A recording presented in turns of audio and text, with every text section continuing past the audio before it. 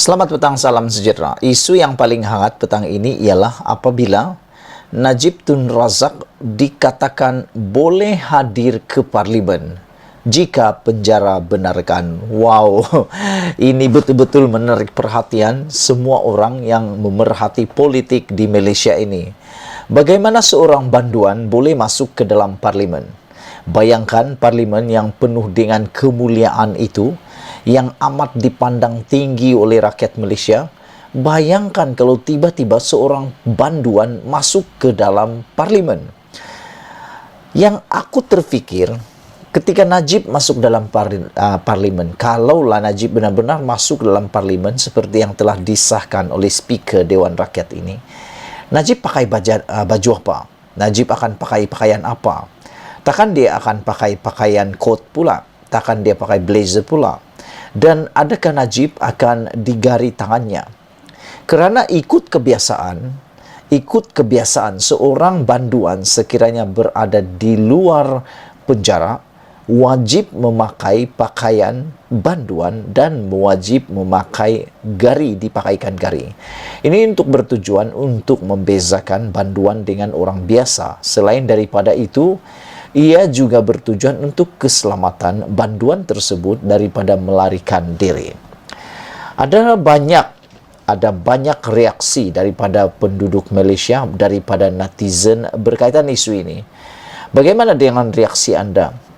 Adakah anda juga terkejut seperti saya apabila Speaker Dewan katakan Najib boleh hadir Parlimen jika penjara benarkan? Aku betul-betul terkejut dengan kenyataan ini kerana aku tak pernah tahu pula bahawa sebenarnya banduan boleh masuk ke dalam Parlimen yang mulia itu. Parlimen adalah penggubal undang-undang, pelaksana penggubal undang-undang. Maafkan saya, mereka adalah penggubal undang-undang. Bagaimana seorang banduan boleh pula masuk dalam Dewan Mulia yang akan menggubal undang-undang itu? Itu persoalan dia. Najib Razak BN Pekan yang sedang menjalani hukuman penjara masih dibenarkan menghadiri persidangan Parlimen, kata Speaker Dewan Rakyat Azhar Azizan Harun. Yang menjadi tanda tanya aku ialah kalau ini diteruskan, kalau isu ini diteruskan yang mana Najib boleh masuk ke dalam Dewan Parlimen walaupun sudah bergelar banduan, kita kena hati-hati kerana sekiranya ini dibuat, ianya akan menjadi duluan. Ianya akan menjadi ikutan pada waktu akan datang. Oleh sebab itu, kena berhati-hati. Kerana kalau ini dibiarkan berlaku, maka orang-orang lain yang akan menjadi banduan selepas ini juga pasti akan menggunakan isu ini untuk mahu pula menuntut hak masuk dalam Parlimen. Saudara-saudara, namun begitu kata Speaker Dewan Rakyat, katanya jika dapat kebenaran jabatan penjara. Azhar berkata demikian ketika menjawab soalan Hanifah Maidin, PH Sepang, bertanya sama ada bekas Perdana Menteri yang telah disambitkan kesalahan itu boleh dibawa ke dalam Dewan Rakyat dalam keadaan bergari untuk dilihat oleh semua. Najib sedang menjalani hukuman penjara 12 tahun selepas Mahkamah Persekutuan mengekalkan sabitannya dalam kes penyelewengan dana SRC internasional. Dia dibenarkan keluar dari penjara adalah untuk menghadiri kes jenayah lain yang dihadapinya dan ketika mendapatkan rawatan perubatan. Azhar berkata prinsip umum ialah semua ahli Parlimen dibenarkan memasuki Dewan Rakyat dan dia tidak mempunyai kuasa untuk menghalang mereka. Tetapi persoalannya sekarang adalah adakah dia boleh hadir? Itu bukan bidang kuasa saya kerana dia bukan dalam jagaan saya, katanya lagi. Dalam tahanan jabatan penjara, jadi terpulang kepada penjara untuk melepaskannya dari tahanan mereka, katanya lagi. Tambahnya, jika jabatan itu membenarkannya keluar dari penjara untuk menghadiri Parlimen, jabatan itu boleh menetapkan syarat dan peraturan untuk dipatuhi. Khalid Abdul Samad kemudian menyoal mengapa status Najib sebagai ahli Parlimen tidak terbatal susulan sabitan kesalahan. Azhar menjawab hukuman sebagaimana adanya bukan sebagaimana semestinya dan tidak pula sebagaimana ia sepatutnya.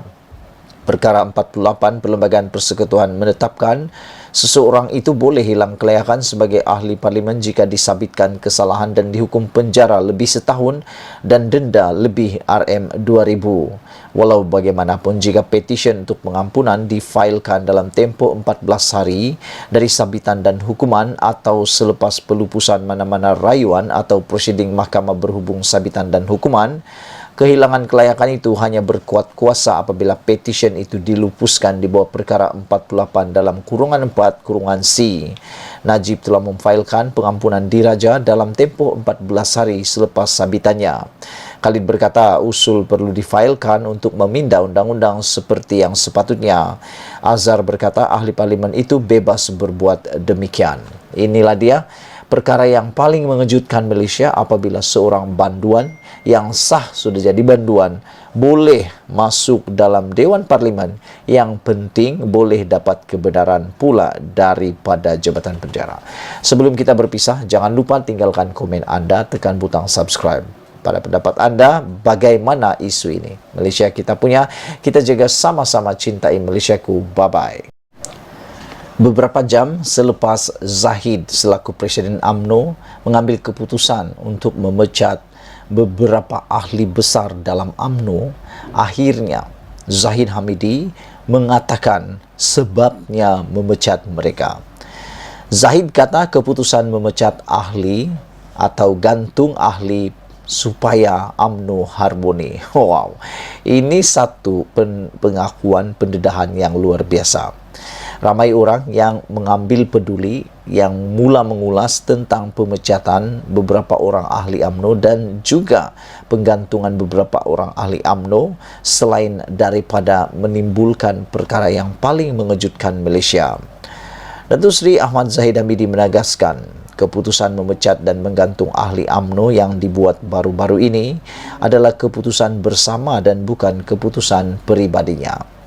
Presiden UMNO itu menafikan keputusan tindakan yang diambil oleh Majlis Tertinggi UMNO terhadap 3 ahlinya pada Jumaat lalu dibuat atas kehendaknya seperti didakwa dan menegaskan ia diambil bertujuan untuk mengelak parti daripada anasir yang akan memecah belahkan mereka. Sebarang anasir yang boleh memecah belah atau mengganggu-gugat perpaduan dalam parti ditangani sebaik mungkin dengan respon sewajarnya. Begitu juga terhadap anasir dalaman yang berusaha memburuk-burukkan institusi kepimpinan parti yang menjadi benteng kepada perjuangan UMNO. Jika institusi ini dilemahkan dengan anasir dalaman yang berkiasa dakyah dan tohmahan, tentunya akan merosakkan keharmonian, kata Zahid. Terdahulu, Ketua UMNO Cawangan Sri Labuan yang juga blogger Datuk Zahari Muhammad Yusuf Yasin dipecat daripada parti berkuat kuasa serta-merta. Tindakan itu mengundang kemarahan Zaharin yang membidas Zahid sebagai membuat keputusan tersebut kerana kepentingan peribadinya. Selain Zaharin, 2 lagi pemimpin parti iaitu Ketua UMNO Bahagian Alor-Setar Datuk Muhammad Yusuf Ismail dan Ahli Parlimen Pasir Salak Datuk Seri Tajuddin Abdul Rahman digantung keahlian parti selama 6 tahun. Dalam pada itu, Zahid berkata, bukan saja UMNO, badan politik lain juga melakukan tindakan sama bagi memastikan institusi kepimpinannya dihormati. Seperti saya katakan, kini bukan masa untuk menoleh.